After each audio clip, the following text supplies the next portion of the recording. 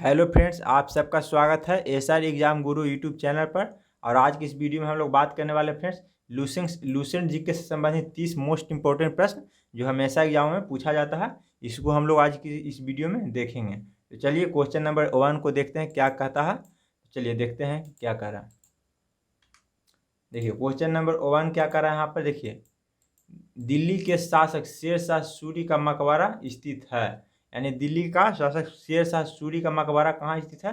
तो शेरशाह सूरी का मकबरा स्थित है सासाराम में। कहाँ में है? सासाराम में। इसको आप लोग याद रखिएगा क्योंकि एग्जाम में सही प्रश्न आते हैं।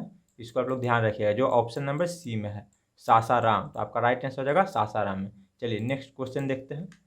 देखिए यहाँ पर आ गया आपका क्वेश्चन, भाभा परमाणु अनुसंधान केंद्र कहाँ स्थित है?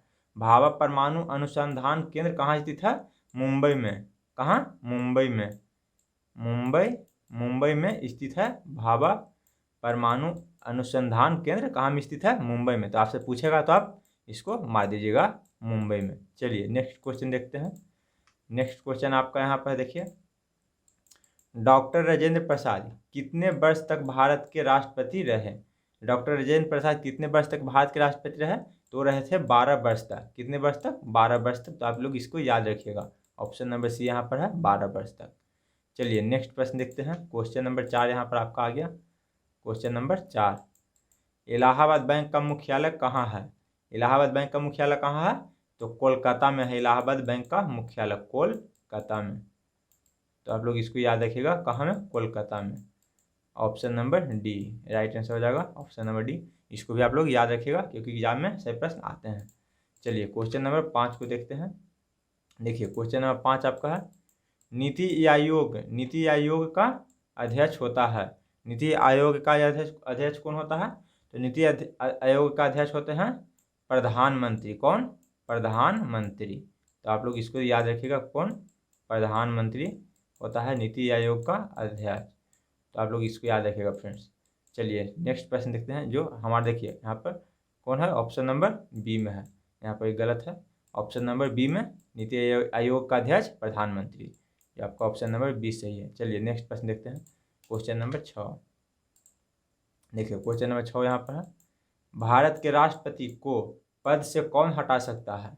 भारत के राष्ट्रपति को पद से कौन हटा सकता है? तो हटा सकता है संसद। संसद भारत के राष्ट्रपति को हटा सकता है। तो आप लोग इसको भी याद रखिएगा, जो ऑप्शन नंबर डी में है संसद, राइट आंसर हो जाएगा। चलिए नेक्स्ट प्रश्न देखते हैं। क्वेश्चन नंबर 7 क्या करा?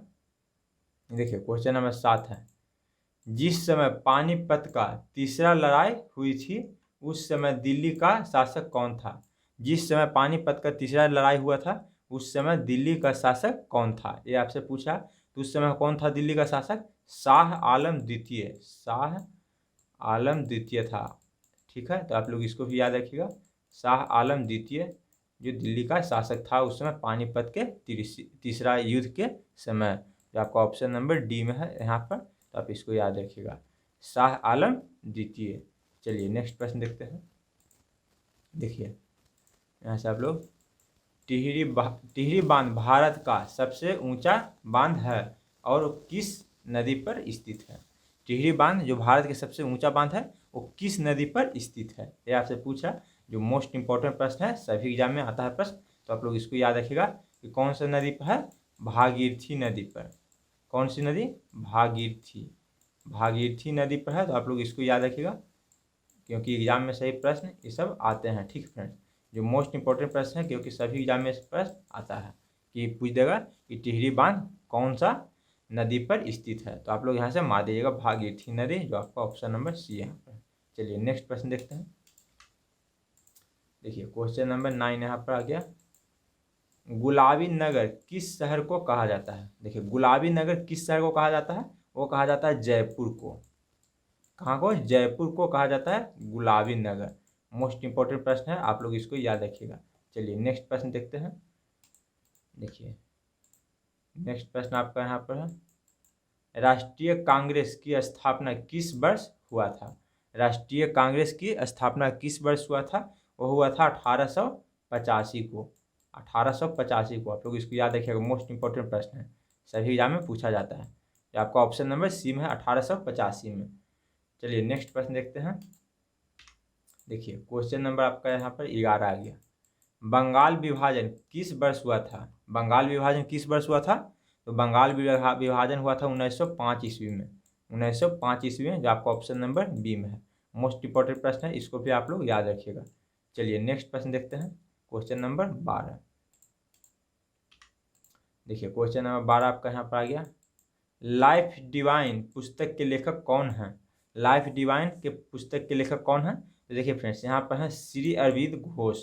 लाइफ डिवाइन पुस्तक के लेखक श्री अरविंद घोष। ठीक है, तो आप लोग इसको भी याद रखिएगा क्योंकि जो प्रश्न है यह आता है। ठीक है, श्री अरविंद घोष। ठीक है, चलिए नेक्स्ट प्रश्न देखते हैं हम लोग क्या है। श्री अरविंद घोष यहाँ से याद रखिएगा इसको। चलिए नेक्स्ट प्रश्न देखते हैं। देखिए नेक्स्ट प्रश्न यहाँ पर है क्वेश्चन नंबर 13। गद्दर पार्टी की स्थापना किसने की थी? देखिए गद्दर पार्टी की स्थापना किसने की थी? तो लाला हरदयाल ने। लाला हरदयाल ने। ठीक है, तो यहाँ से याद रखिएगा लाला हरदयाल। हरदयाल ने किए थे। आपका ऑप्शन है कौन है? इसको आप लोग याद रखिएगा, ऑप्शन डी में हरदयाल। लाला हरदयाल ने किए थे गदर पार्टी की स्थापना। चलिए क्वेश्चन नंबर 14 को देखते हैं। देखिए कौन सा प्रथम वेद है? कौन सा निम्न में से कौन सा प्रथम वेद है? तो प्रथम वेद है ऋग्वेद, जो आपका ऑप्शन नंबर डी में दिया हुआ है ऋग्वेद। सबसे प्रथम वेद को ऋग्वेद हम कहते हैं कि ऋग्वेद सबसे प्रथम वेद है। तो आप लोग इसको भी याद रखिएगा, मोस्ट इंपॉर्टेंट प्रश्न है, पूछा जाता है। ठीक है, चलिए क्वेश्चन नंबर 15 को देखते हैं। देखिए क्वेश्चन नंबर 15 आपका यहाँ पर है। भारत का नक्शा सबसे पहले कौन बनाया था? तो भारत का सबसे पहले नक्शा बनाया था इरेटोस्थनीज। इरेटोस्थनीज, इसको याद रखिएगा आप लोग। इरेटोस्थनीज। इरेटोस्थनीज जो भारत का सबसे पहला नक्शा बना था, जो आपका ऑप्शन नंबर ए में है इरेटोस्थनीज। याद रखिएगा क्या? इरेटोस्थनीज जो भारत का सबसे पहला नक्शा बनाया था। अब इसको भी याद रखिएगा, मोस्ट इंपॉर्टेंट प्रश्न है, एग्जाम में पूछा जा सकता है। चलिए नेक्स्ट प्रश्न देखते हैं। देखिए क्वेश्चन नंबर 16। पानीपत का प्रथम युद्ध कब लड़ा गया था? पानीपत का प्रथम युद्ध कब लड़ा गया था? 1526 में। इसको याद रखिएगा, मोस्ट इंपॉर्टेंट प्रश्न है, हमेशा पूछा जाता है। 1526 में, आपका ऑप्शन नंबर बी। चलिए नेक्स्ट प्रश्न देखते हैं। देखिए मुंबई शेयर बाजार का स्थापना कब हुआ था? मुंबई शेयर बाजार का स्थापना कब हुआ था? देखिए मुंबई शेयर बाजार का स्थापना हुआ था 1875 ईस्वी में। जो आपका ऑप्शन कौन है यहाँ पर? ऑप्शन नंबर डी, 1875 ईस्वी में मुंबई शेयर बाजार का स्थापना हुआ था। तो आप लोग इसको भी याद रखिएगा क्योंकि यहाँ से प्रश्न आते हैं। ठीक है, चलिए नेक्स्ट प्रश्न देखते हैं। देखिए नेक्स्ट प्रश्न आपका यहाँ पर है क्वेश्चन नंबर 18। किसके शासनकाल के दौरान अजंता की गुफा निर्मित की गई? किसके शासनकाल के दौरान अजंता की गुफा निर्मित की गई थी? तो की गई थी गुप्त काल के शासनकाल में। किसके काल में? गुप्त काल के शासनकाल में। देखिए गुप्त काल के शासनकाल में जो अजंता की गुफा थी वो निर्माण की गई थी गुप्त काल के शासनकाल में। तो आप इसको याद रखिएगा। चलिए नेक्स्ट प्रश्न देखते हैं। देखिए यहाँ से आगे आपका मोस्ट इंपॉर्टेंट प्रश्न जो हमेशा एग्जाम में पूछा जाता है। गांधी जी ने साबरमती आश्रम की स्थापना किस वर्ष की थी? देखिए मोस्ट इंपॉर्टेंट प्रश्न, हमेशा एग्जाम में पूछा जाता है प्रश्न। गांधी जी ने साबरमती आश्रम की स्थापना किस वर्ष की थी? तो किए थे 1916 ईस्वी में। कब? 1916 ईस्वी में साबरमती आश्रम की स्थापना किए थे 1916 ईस्वी में, जो आपका ऑप्शन नंबर डी में दिया हुआ है। चलिए नेक्स्ट प्रश्न देखते हैं। 20 नंबर का प्रश्न है यहाँ पर। 20 नंबर। निम्नलिखित विद्वानों में से हड़प्पा सभ्यता का सर्वप्रथम खोजकर्ता कौन थे? देखिए हड़प्पा सभ्यता का सर्वप्रथम खोज कौन किए थे, ये आपसे पूछेगा। तो यहाँ पर आपको मानना है का दयाराम साहनी। दयाराम साहनी यहाँ पर आप मार दीजिएगा सीधे। ठीक है, दयाराम साहनी आपको कौन ऑप्शन में है यहाँ पर? देखिए ऑप्शन नंबर डी में दयाराम साहनी यहाँ से हड़प्पा सभ्यता का खोज किए थे। चलिए नेक्स्ट प्रश्न देखते हैं। देखिए नेक्स्ट प्रश्न यहाँ पर है इंपीरियल बैंक की स्थापना किस वर्ष की गई थी? इंपीरियल बैंक की स्थापना किस वर्ष की गई थी? तो इंपीरियल बैंक की स्थापना की गई थी 1921 ईस्वी में। आप लोग इसको याद रखिएगा, जो आपका ऑप्शन नंबर डी में दिया हुआ है 1921 ईस्वी में। ठीक है, इसको भी याद रखिएगा, कब? 1921 ईस्वी में इंपीरियल बैंक की स्थापना की गई थी। चलिए नेक्स्ट प्रश्न देखते हैं। देखिए नेक्स्ट प्रश्न आपका यहाँ पर है, संविधान निर्माण हेतु संविधान सभा के सदस्यों द्वारा हस्ताक्षर कब किया गया? देखिए संविधान का निर्माण के लिए संविधान सभा में संविधान सदस्यों ने कब हस्ताक्षर किया था कि संविधान बनाया जाए? तो किया था आज़ादी के 2 वर्ष बाद। तो आज़ादी हुआ था 1947 में, उसके बाद 1949 में। तो 1949, इसको आप लोग याद रखिएगा कि संविधान सभा में जो सदस्यों ने निर्माण के लिए संविधान का 1949 में उस पर हस्ताक्षर किया था। तो इसको आप लोग याद रखिएगा 1949, ऑप्शन नंबर बी में। ठीक है, चलिए नेक्स्ट प्रश्न देखते हैं। नेक्स्ट प्रश्न मोस्ट इंपॉर्टेंट प्रश्न है यहाँ पर। देखिए इसको भी याद रखिएगा कि पटना हाई कोर्ट की स्थापना कब हुई थी? पटना हाई कोर्ट की स्थापना कब हुई थी ये आपसे पूछ देगा तो 1916 ईस्वी में मार दीजिएगा। 1916 ईस्वी में पटना हाई कोर्ट की स्थापना हुई थी। कब? 1916 ईस्वी में। तो आपका ऑप्शन ए यहाँ पर राइट आंसर हो जाएगा। चलिए नेक्स्ट प्रश्न देखते हैं। क्वेश्चन नंबर यहाँ से 24 आपका है यहाँ पर।